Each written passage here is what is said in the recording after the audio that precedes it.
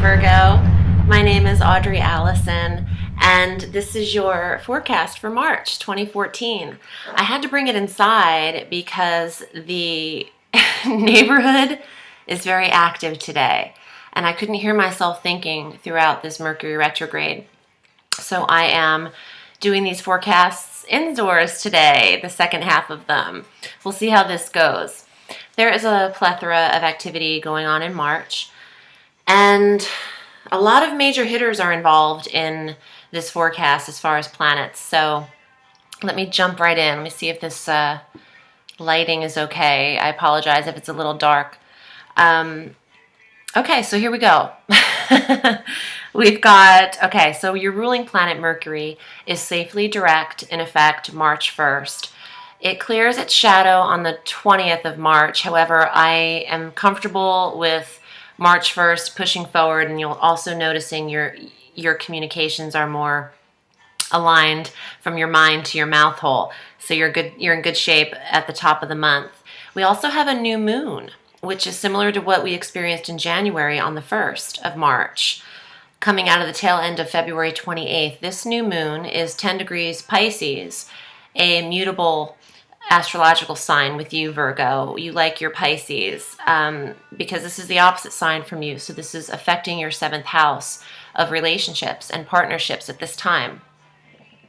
Having a new moon 10 degrees in Pisces will enable you to better align your relationships with people. Also celebrate your partnerships if you're in a relationship.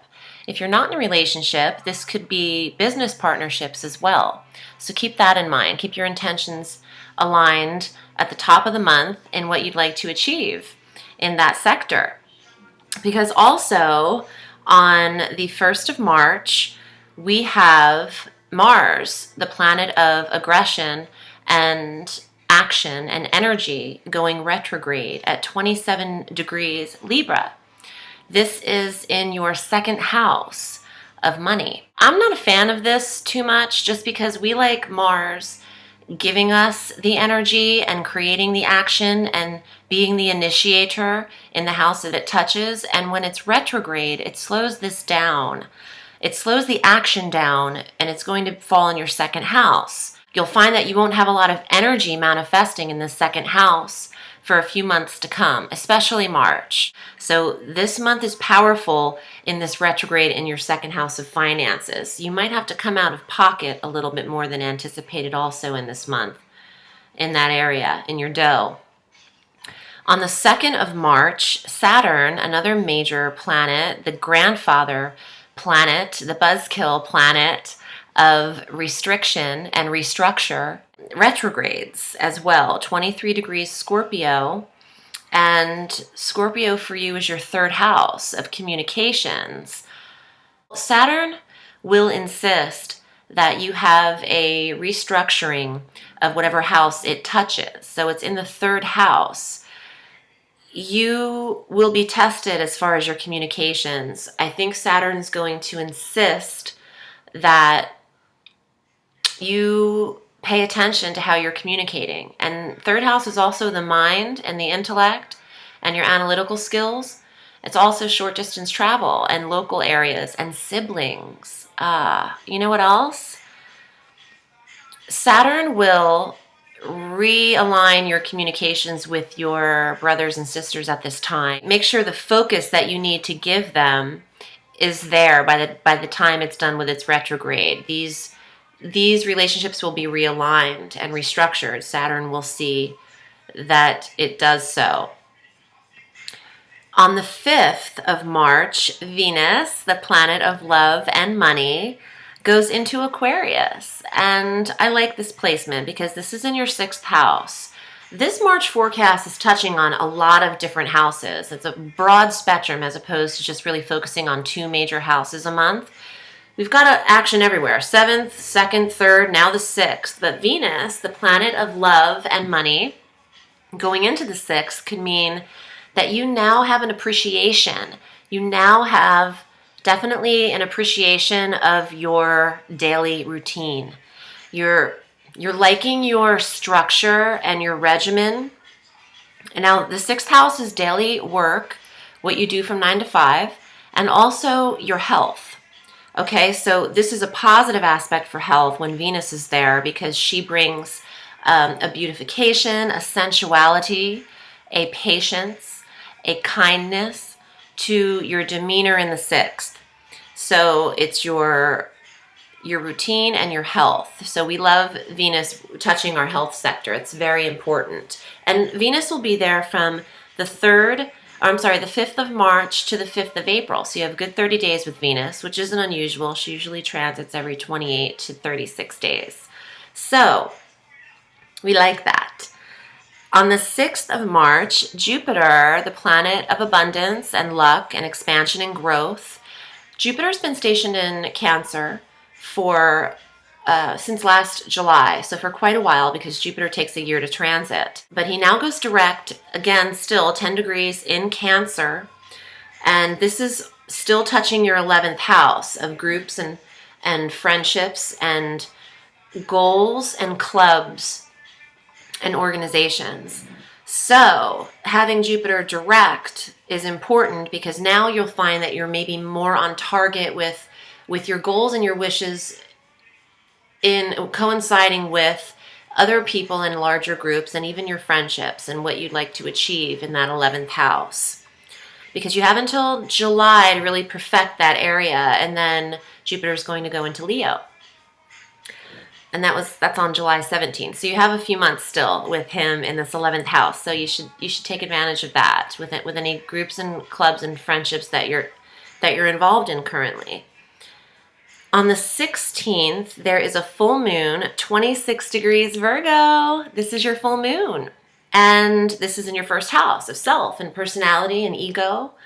And this is your annual full moon. Full moons, they're not the best to set your intentions on, because full moons will either bring to fruition what you've intended at the new moon cycle, but they could also dismantle what you were focusing on, as to bring in things that are aligned with you at that time. But a full moon in your sector will illuminate your first house, so it's good to concentrate on yourself at that time, and your own state of mind, your mindset, on the 16th of March. On the 17th, a day later, your ruling planet Mercury goes into Pisces, a mutable sign like you are, so that's a positive placement, and this also touches upon your 7th house, where the new moon touched upon in the 1st of March, in the 1st of the month. So the planet of communications and intellect and study is going into the 7th house of partnerships. So for those of you who are not in relationships, you're able to communicate about relationships more readily, but also if you're looking for someone online, Virgo, Mercury would be beautiful aspect going into Pisces in the 7th, because online technologies and computers and the smaller technologies that we deal with from day to day, this is, now that Mercury's direct, this is blessing and protecting those areas. You could actually find love online in your 7th. Be a great time for that. And I'm not normally on the bandwagon of online dating because of some very weird, bizarre, and almost nightmarish experiences. But I'm actually, as an astrologer, I'm saying go ahead with this. As your friend, I say not so much. As a psychic and an astrologer, I say the planets are with you and supporting this from St. Patrick's Day on. Ooh, St. Patrick's Day would be a great day for you to get out and socialize. You could find love at any drunken bar, but you could also have the intellect to be very discerning and analytical, and all in that 7th house. So you could pick out the best partner for yourself at this time. And I like that. That's something you need. You have the wind at your back in the 7th house. So, yeah, I like that a lot, because you also have the sun on the 20th, the light bulb for all of us, going into Aries in your 8th house of sex and other people's resources and rebirth and transformation and change and regeneration and wills and inheritances and taxes and estates, other people's resources.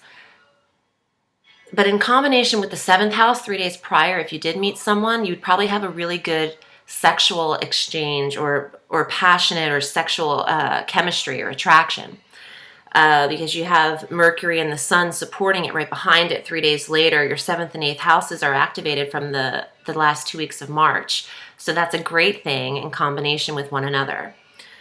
There's also, well, the moon goes into Aries, or I'm sorry, the sun goes into Aries every 20th of March, and that starts out our astrological calendar year. So Happy New Year to those of you who follow Western astrology, sidereal astrology. It's our new year. So Happy New Year on the 20th of March to you. And on the 30th of March, there is a new moon, 9 degrees Aries, also in this 8th house of change and death and sex and other people's resources and deep sharing intimacies with other people. The new moon supports any new intentions that you have for this 8th house. If you'd like to spice up your sex life, if you'd like to gain the monies or benefits from investors at this time, if you'd like to delve into a deeper intimacy with someone, your communications support that with Mercury, your ruling planet, as well as the new moon. You can plant your intentions there and see them manifest at the next full moon in April, or dismantle completely. But for some reason, I'm actually really trusting in your 8th house for this month because you have no retrogrades there, and you also have the firm support of the sun. And the sun is the god, that's Apollo. That's no joke. They call it a planet in astrology, but the sun, nothing lives without the sun. Nothing can exist. So that is a force to, be reckoned with. No one can really mess with the sun, and you have that support in the 8th. So, Virgo, I know there's a lot, but I also want to pull some cards. These are going to be long scopes for March. And see what kind of support you get from the tarot for the month of March. Interesting. Okay, so, and not too surprising, I pull a Swords card, which is representative of Virgo, air. I'm sorry, I'm thinking Mercury, air. Virgo's earth. But the swords mean air, Mercury, your ruling planet. The Four of Swords is the sage, the meditator, the thinker, deep in thought, analytical, such as you, and also trying to remain calm. So you have your full moon in your 1st house. So this would be a really good time to contemplate your specific needs. I know that most of you have a lot going on, and especially being a Virgo, it has to be done absolutely right and absolutely perfect. This is a good time to just focus on you, though. I know you have a lot of people relying on you or energies needing your attention, but you have to keep yourself in check first, okay? I also want to pull, okay, so the 3 of Cups are female friendships, supports, emotions. The cups are the card of emotions and the heart. This is the 3 females. It's a Venusian card. It also means that you have support from females if you think you do or not. You can rely on them more than you have been. And also it's representative of Venus. And Venus is going into Aquarius in your 6th. So I feel like day to day, in the daily routine, you are meeting and maintaining and establishing relationships in the 6th and the 11th, your groups and friendships. That's also highlighted this month, Virgo. So it's been a pleasure. I'm happy to be reading for you, and thank you so much for subscribing again and for being very cool supporters of this business venture and my creative endeavors. My name is Audrey Alison, and I read all through the week. If you'd like to book with me, you can reach me at audreyallison.com, as well as on Facebook at Audrey Allison Astrology and Tarot. Thanks so much, Virgo, and I'm sorry I had to do your forecast inside. I had that crazy jackhammer going on, and I wasn't having that. So I'll catch you next month outdoors, and I'll talk to you then. Have a beautiful March and a sweet day. Bye.